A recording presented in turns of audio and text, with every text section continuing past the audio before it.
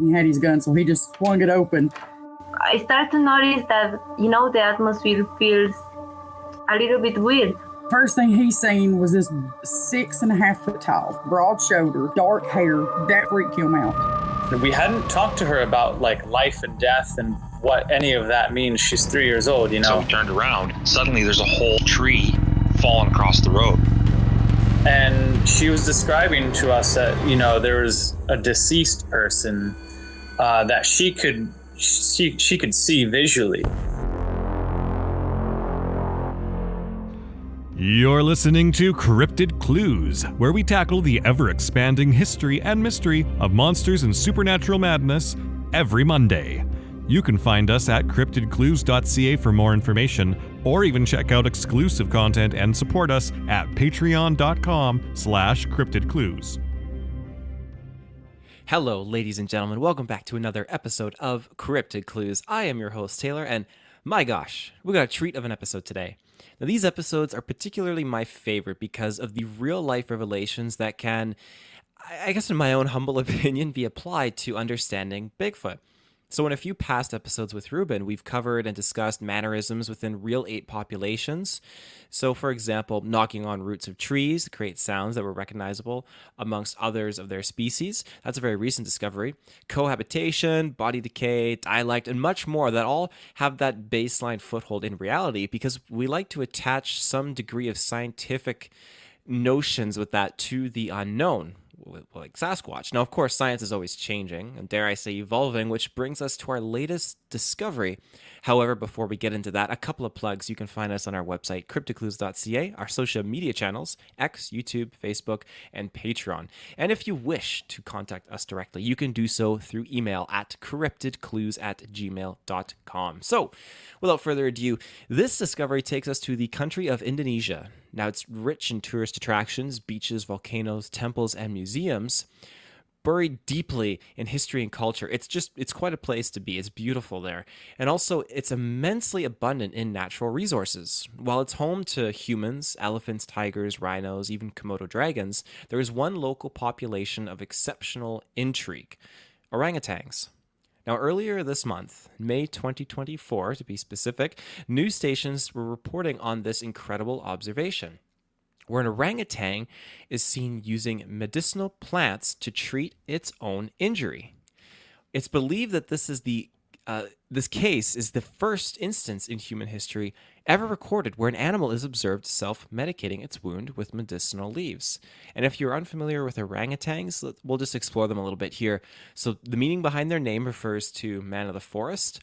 They live fairly solitary lives. They primarily eat wild fruits like figs, many other things along those lines. And to get hydrated, they just slurp up water from holes in nearby trees. So they're proficient at building their nests in the trees where they sleep at night, and they'll rest there during the daytime.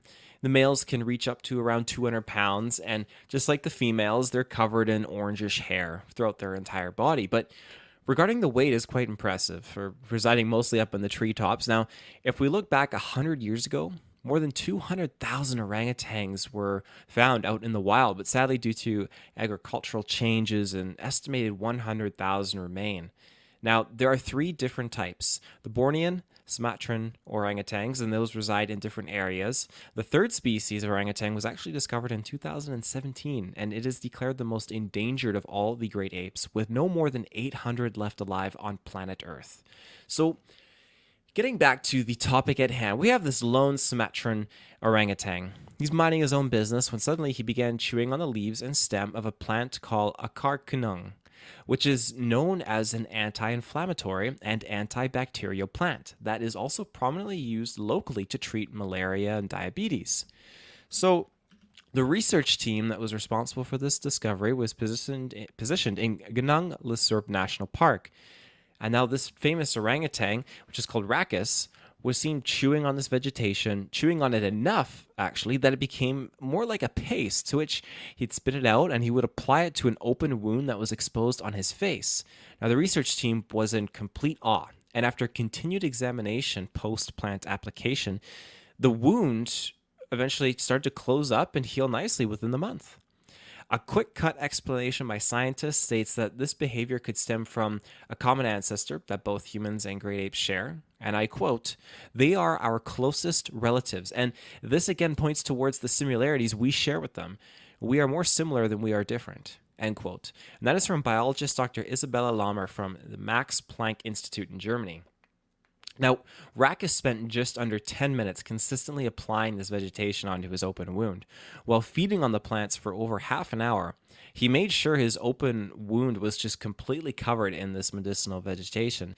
And what is even more fascinating is researchers observed and cataloged orangutan diets ages ago, and this specific plant is exceptionally rare for them to be eating. It's not in their natural diet. So the conclusion is this orangutan knew the plant contained healing properties and knew he had to indulge in it to help heal.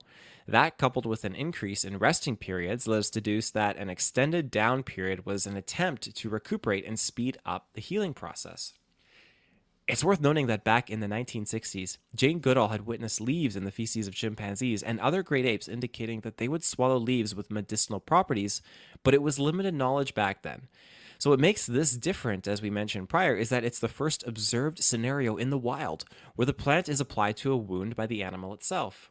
But how did Rackus know in the first place to do this treatment? Of course, an accident could be blamed. Maybe he was grabbing the plants and then touched his face, thus feeling a moment of relief from the pain, realizing, therefore, that this thing has a benefit. Or he watched and learned this method from another. This brings me to my next topic and kind of a side tangent, the 100th monkey effect. So bear with me as I explore this, and we'll touch back on Rackus and Bigfoot in a little bit. Now, the 100th monkey effect is not factual and has been met with a substantial amount of apprehension and criticism. But this idea claims that new behavior or ideas are spread rapidly by unexplained means from one group to all related groups once a critical number of members of one group exhibit the new behavior or acknowledge the new idea. In short, in summary, it basically means that once one group of individuals learn something, without probable explanation, a nearby group will also learn how to do it too. Now, this theory went as far as seeing the ideas and behaviors spread to other groups that were physically separated and have no means of communicating with each other, in this case, different islands. So, between the years 1952 and 1953, primatologists started conducting a study focused solely on the behavioral functions of a troop of Japanese monkeys residing on the island of Kojima. Now, these researchers would give the monkeys specific foods like sweet potatoes and wheat, usually in open areas like on beaches. It'd be easier to observe from that point. And what's deemed an unanticipated byproduct of this study is that the researchers began to witness several incredible behavioral changes in the monkeys. And what I find most intriguing is this started with the actions of one monkey specifically, a young female, to which was followed by her siblings, and so forth to the rest of the troop. The phenomenon being titled the 100th monkey effect. This was loosely published by an individual named Lyle Watson, who is a South African botanist, zoologist, biologist, anthropologist, and ethologist, and led the charge here on just trying to, I dare say, get this idea put out there into the public, because he was writing about this. Of course, his writings were based on this research trip that was conducted by these other scientists. Now, according to Watson's writings, the research team had observed the monkeys actually washing the sweet potatoes they collected. Again, this was instigated first by the female, who was 18 months old at this time. This female discovered that sand and grit would come off the sweet potatoes by washing them in either a stream or the ocean. Now, this spread like wildfire through the group of monkeys. And if you've heard the term monkey see, monkey do, I mean, it didn't originate from this, but it actually predates this revelation and mostly applies to kids learning and imitating. But the phrasing is pretty spot on when we look at this scenario with the monkeys. This behavior spread continually until 1958. Also, what's unique is how human children would learn how to eat from adults. Well, at the start of learning these different behaviors, the monkeys were quite the opposite, where the younger ones would be the ones to start this new behavior, and then the older adults would then follow thereafter. Now, Watson also concluded, based on the scientists' observations, that the troop eventually reached a sort of group consciousness among themselves. Now, this is implied because the last few monkeys learned how to wash the sweet potatoes themselves without paying attention and learning it from the other monkeys. It just became a collective piece of knowledge like, oh, we just know this is what you do. And this is concluded to be when a group hits a critical number of monkeys having learned this new behavior. It just becomes the thing they're all aware of, and that is consciously spread to the remaining ones nearby. And not just the ones on the island, but island jumping, going to nearby groups that were completely cut off by ocean. Now, there are a few other behavioral changes here, and I'm going to list them in bullet points fashion, some of which I highlight already, but I digress. So the young first teach their siblings and then immediate family. If the parents were way too old, the behavior was not adopted. Once the children all learned and taught the parents, the next generation born would then learn by observation. Now, the initial female to discover this behavior continued to innovate with new ideas by sifting the sand out of the wheat grains, by throwing it into the water. This action was also copied in similar fashion to the sweet potato situation. However, it's worth mentioning that once the wheat supply was out and the monkeys could not perform this action, then the more tougher monkeys are actually seen stealing from the weaker ones. And this completely put a dent in this behavioral innovation. They stopped learning, and it was not cemented in this form of self-preservation. It just became much more primal, you could say. Now, the original female siblings started showing other behavioral ideas, where other monkeys were initially afraid of the ocean. Seeing how these siblings were more content and just comfortable with getting wet, it showed that the other apes didn't have anything to be afraid of. So you see them start to becoming much more confident going into the water, actually having water fights as they're cleaning the food, and it really just expanded a lot of their world for them. It's quite fascinating. Now, like I said, this has all been met with discredit and skepticism, of course, but it's worth noting that the concept based on Watson's writings, it was re-examined in 1985. And they found while the behavior of washing sweet potatoes spreading to other monkeys in the troop is a little bit more agreeable, or dare I say accepted, it's the idea that this behavior spreads to nearby islands once a critical amount of monkeys learns this ability. That's where the problem really arises. And that's where it's met with this disregard and discredit. Now, there's a lot of New Age beliefs that incorporate the 100th monkey phenomenon because of how it defines a spread of massive consciousness and awakening amongst human beings. And I'd say this is a thing. I think that's always existed, but it has been more noticed in recent years, become much more popularized and observable amongst humanity. So why this long side tangent on this controversial study? Well, like I said, monkey see, monkey do. And that seems to be, while scrutinized, still a scientific possibility here. So now we're going to circle back to our famous orangutan racus and two different scenarios. Now, scenario one, did racus discover this themselves? Could other orangutans learn this behavior too? Or scenario two, did racus learn this from another orangutan? It's worth noting as well that while observed, the fecal matter found from other apes shows signs of similar self-medicating treatments, but again, not observed like we have with racus. I know I didn't include that other one where maybe he just happened to just douse his face with his hands and he's like, oh, this works great, and then he started to go to town on it. I cannot dismiss that, but I didn't want to include in these two scenarios because it feels like it's such a minor what if. And when you stack that with the evidence from other apes and great apes and monkeys just having the remains in their feces, I think to me that tells me that they are fully aware of what they're doing. And they have every intention of trying to feel better. While we aren't scientifically proving anything yet with Sasquatch, as I said, at the start of this episode, many behaviors and actions we have been cataloging and discovering with apes these past few years line up with certain actions that witnesses say they experience in their own personal Sasquatch encounters. Now, this brings me to the million-dollar question: could Sasquatch already know how to use medicinal vegetation to help its injuries? While it's described intelligence from reports is through the roof. These creatures are very, very clever. I don't doubt it whatsoever that these cryptids can learn and have this ability, or at least have learned and have been self-medicating using local vegetation that's available to them. I think this is heavily implied again when you have Native Americans that have mastered healing through the use of their environments. Now, let's say Sasquatch could have observed just centuries and centuries ago and begun doing that themselves. North America has a fantastic amount of healing plants too. I'm going to bullet point some here for you. Echinacea, great for immune system and infections. Golden seal, This is an antimicrobial properties, skin conditions. Ginseng helps with energy levels.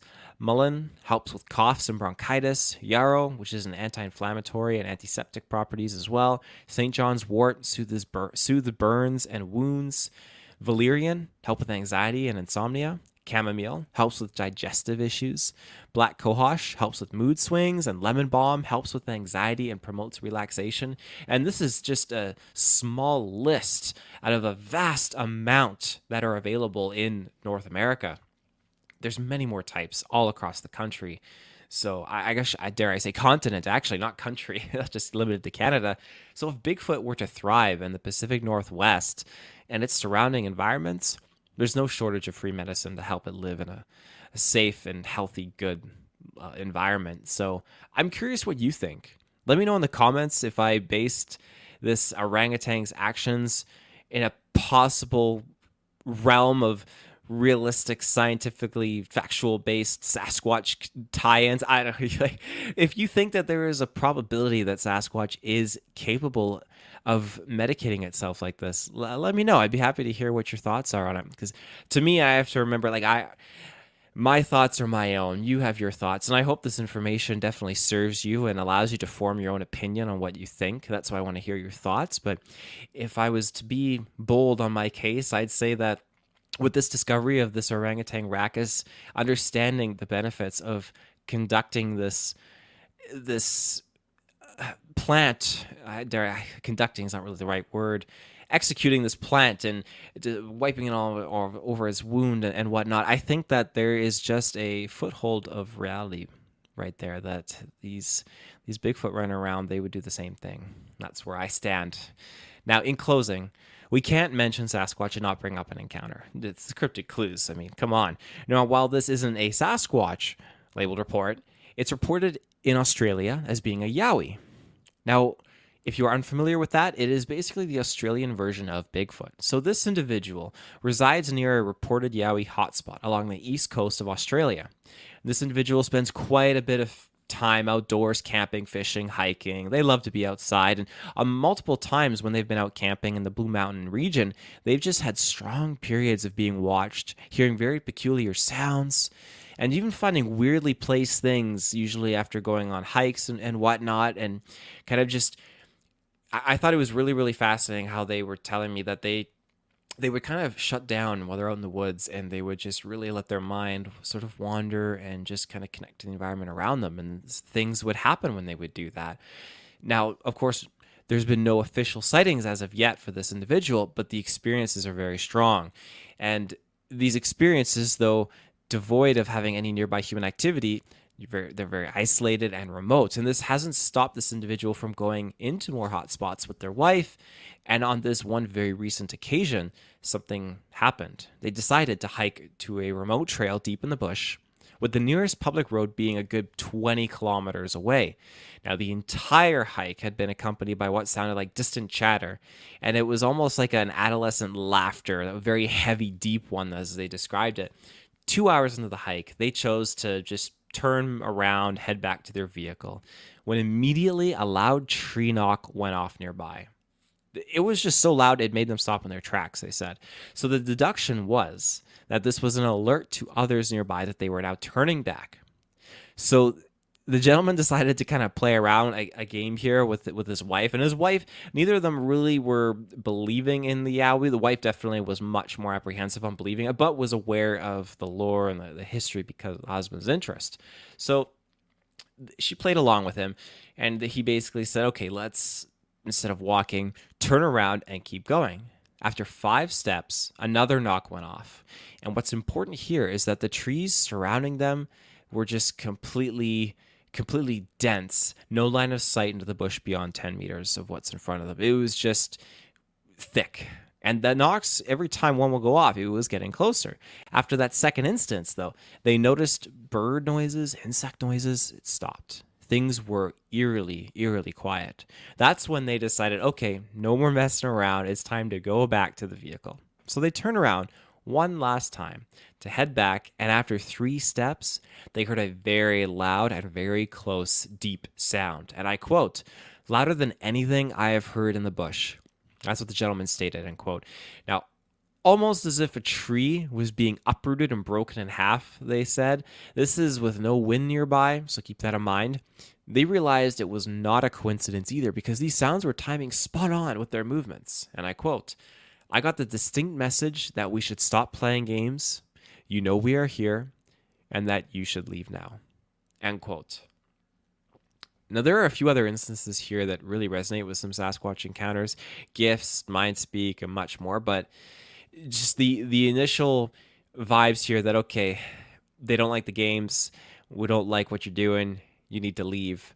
And I think there's that level of observation, they're curious and whatnot, but when you become a bit of a pain, they're not going to like that. And I think that however you want to look at these creatures as guardians of the forest or keepers of the forest, there is a certain level of respect that you need to have for them. I don't necessarily want to call them proud. I without finding one, how can you really make that kind of deduction? But I would definitely say that there is a level of honor. Sounds too fancy of a word. It just comes down to respect. And I think that they're very, very consciously aware of their surroundings and of each other. And I don't think that they like to necessarily play a lot of games, depending on probably which one you're dealing with. If this was an alpha of a group of them, it probably was getting pissed because it's like, they're going back. They turned around. All right, that's enough. You're going back now. That brings us to the end of the episode, though, ladies and gentlemen. I hope you enjoyed it. I always love it when these new ape discoveries happen and we can just dig into them, examine them, Sasquatch related or not. It's the fact that a great ape has actually been seen using herbs to heal itself. That's just amazing. That's crazy. With even crazier timing because we have the release of Kingdom of the Planet of the Apes 2, which is a great movie, by the way, but it just seems like we're on the ape train right now, which what a time. So thank you for tuning into this week's episode of Cryptid Clues. We will be back next time, but until then, you can find us on our website, CryptidClues.ca, our social media channels, X, Twitter, Facebook, YouTube, Patreon. I guess X is Twitter. My mind is blank. And should you wish to contact us directly, you can do so at cryptidclues@gmail.com. So until next time, everyone, take care and stay safe.